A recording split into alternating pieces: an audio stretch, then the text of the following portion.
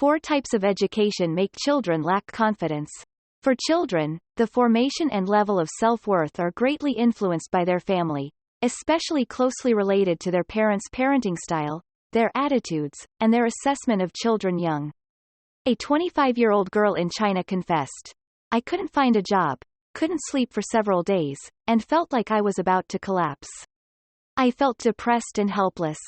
This girl is introverted and can't find a job because her parents often said these words when she was young. Her father is a CEO, very busy. It can be said that he was almost absent during his daughter's growing up process. Engrossed in making money and pursuing fame, her father believed that, "I work hard. I have to make every effort to make sure my children are well off, and that is also the love I have for my children." He loved his daughter in his own way, thinking that making a lot of money to buy her many expensive toys and living in a comfortable house was enough. So in the process of growing up, the girl lacked proper upbringing of the father. She is always self-conscious, timid and cannot proactively decide on the things she wants. Her mother was an elementary school teacher and taught her strictly from the moment she was born. Her mother placed a lot of expectations on her daughter.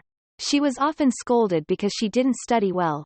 She remembered, when she was in kindergarten, if she read incorrectly, her mother would severely reprimand her. "Why are you so stupid? You're more stupid than a pig. How could I give birth to a daughter like you?"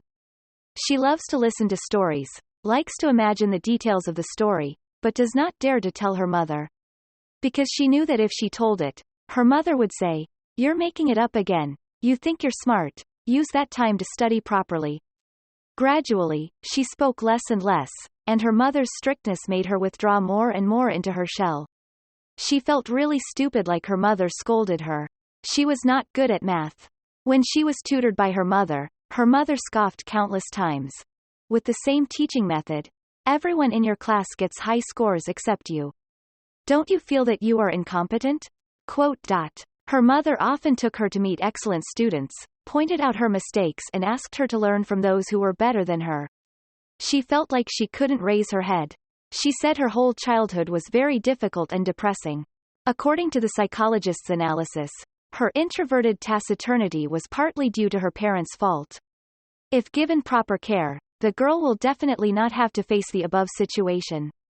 Around us, it is not difficult to encounter people with similar personalities to the girl above. Even though they are affirmed, encouraged, and recognized, they still deny themselves, thinking, "I'm not good enough. I can't do this. I can't do that." Often step back and give up when faced with opportunities and challenges. Challenge. They are always afraid to express their true thoughts and needs. Believing that their feelings are not important, they prioritize and serve the needs of others.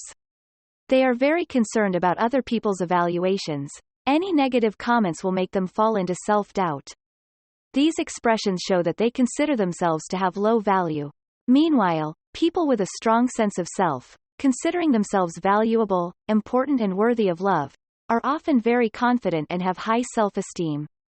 For children, the formation and level of self-worth are greatly influenced by their family, especially closely related to their parents' parenting style, their attitudes, and their assessment of children. Young. In life, the 4 most common parental behaviors will most likely raise a child with low self-confidence and low self-worth. 1. Not recognizing your child's efforts. A child's biggest wish is to be recognized and affirmed by their parents. However, many parents are always afraid that praise will make their children arrogant, so they are willing to ignore or deny their children's efforts. In fact, in the hearts of children, even if the whole world does not recognize them, as long as they are recognized by their parents, they feel happy and motivated to move forward. But there are children who are not so lucky. Children are often ignored by their parents. That sadness makes them lack a sense of security and always have low self-esteem. They think that they are incompetent and not good enough, and even their closest loved ones like their parents find them unsatisfactory. Famous doctor and psychiatrist Alfred Adler once said, "A happy child will use his childhood to heal all the wounds in life. An unhappy child will use his whole life to heal the wounds of childhood." Child. If a child's childhood is happy and beautiful, then the child will be a warm and confident person, always facing life with a positive, cheerful attitude and vice versa. A child who is rejected by his or her parents, not to mention whether or not he or she will be able to do a good job in the future, at least one thing is certain: the child's sense of happiness and joy in life will be very low. 2. Emotional neglect.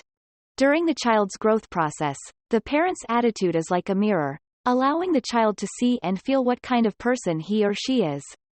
During the important period of childhood from 0 to 6 years old, children need the active attention of their parents.